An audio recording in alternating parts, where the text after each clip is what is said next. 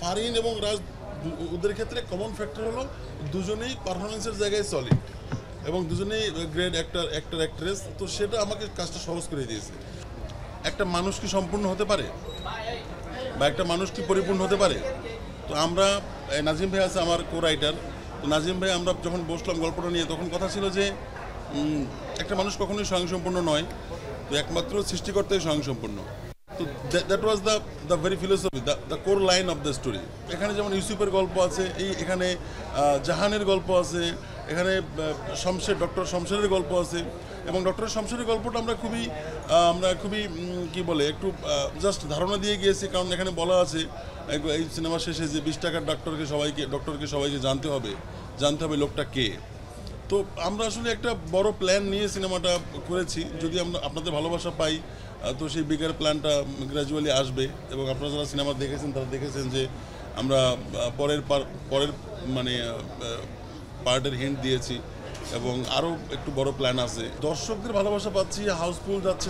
আমাদের সবথেকে ভালো লাগছে আমরা সিনেমাটা বানিয়েছি সাধারণ দর্শকদের জন্য। কারণ বাংলাদেশে কমার্শিয়াল সিনেমা অ্যাচিভ করা খুব কঠিন, আমাদের রিসোর্সেস লিমিটেড। সেখান থেকে দাঁড়িয়ে একটা সিনেমা করা, অ্যাকশন সিনেমা করা ইটস ভেরি টাফ। সো আমরা সেই অ্যাটেম্পটা নিয়েছি এবং আমরা জানতাম যে এটা খুবই টাফ জব হবে। কিন্তু একই সঙ্গে আমরা চেয়েছি এখানে যে সাধারণ মানুষ গল্পটা পছন্দ করুক।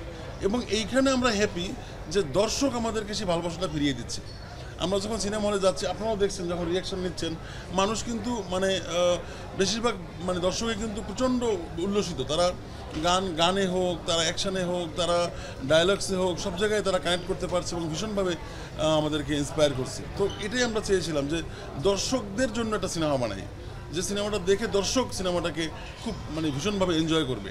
তো সেটা আমার মনে হয় হয়েছে।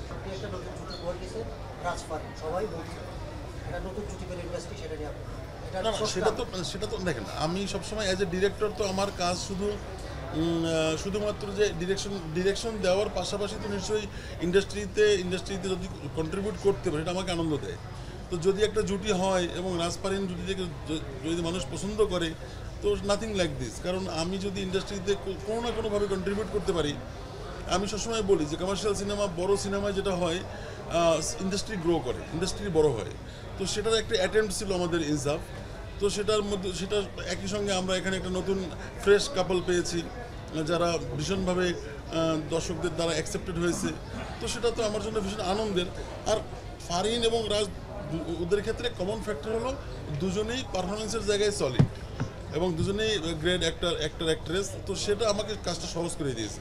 এক দুইয়ের গল্প না, তাণ্ডব আমাদের মেগাস্টারের সিনেমা, সেটার তো একটা উৎসব মুখর ব্যাপার থাকবেই। ইনসাফও মানুষ দেখছে, উৎসব দেখছে, নীলচক্র, তারপরে এশা মার্ডার, টগর। তো সব সিনেমাই চলুক। অ্যাকচুয়ালি প্রত্যেকটা সিনেমার যে টিম তাদের কিন্তু প্রত্যেকটা সিনেমায় তাদের সন্তানের মতো, তাদের ভীষণ প্যাশনের। তো প্রত্যেকটা প্রজেক্টের প্রতি আমার রেসপেক্ট আছে। আমি চাই দর্শক তাদের সেন্সিবিলিটি অনুযায়ী সিনেমাটা দেখুক এবং দেখে তাদের মতামত দিক এবং তারা বলুক সিনেমাটা সম্পর্কে যেমন লেগেছে তেমনই বলুক।